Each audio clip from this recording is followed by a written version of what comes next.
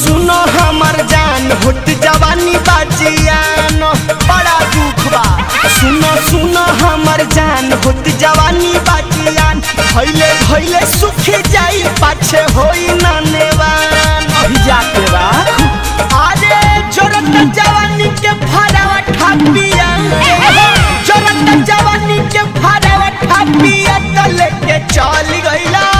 लेके चल गइला बॉम्बे छनावा टापिया लेके चल गइला बॉम्बे छनावा टापिया लेके चल गइला छोटा का छनावा टापिया लेके चल गइला छोटा का छनावा टापिया।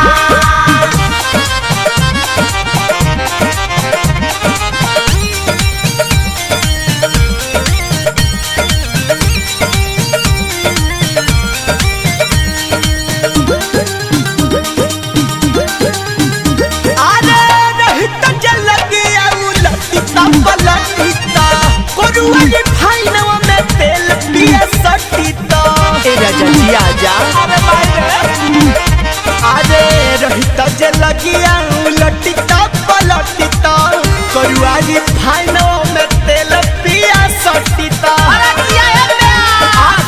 रख मन होइत अगरावटा पिया हो मन हमर होइत अगरावटा पिया त लेके चल गइला बहरा छनावटा पिया त लेके चल गइला बहरा छनावटा पिया लेके चल गइला बहरा छनावटा पिया लेके चल गइला बहरा छनावटा पिया।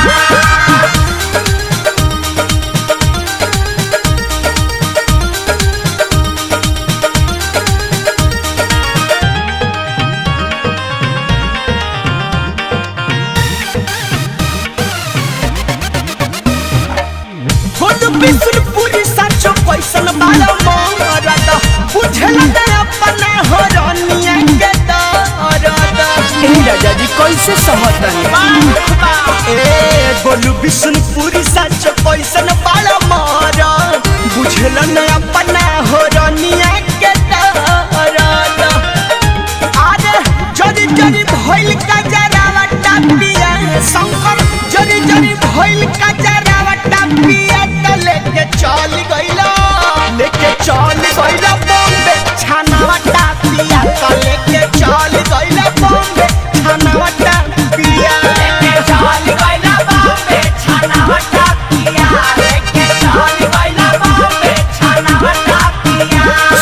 सुनो हमर जान होत जवानी बाजियान भइले भइले सुख जाई पाछे होई ना नेवान अभी जाके बा। अरे जोरत जवानी के फरावा ठापिया जोरत जवानी के फरावा ठापिया त लेके चल गइला बॉम्बे छनावा टापिया लेके चल गइला बॉम्बे छनावा टापिया लेके चल गइला छोटा का छनावा टापिया लेके चल गइला छोटा का छनावा टापिया। मैं फरौठा जर के धुआं गइले राजा। जोरत जवानी के फरावा ठापिया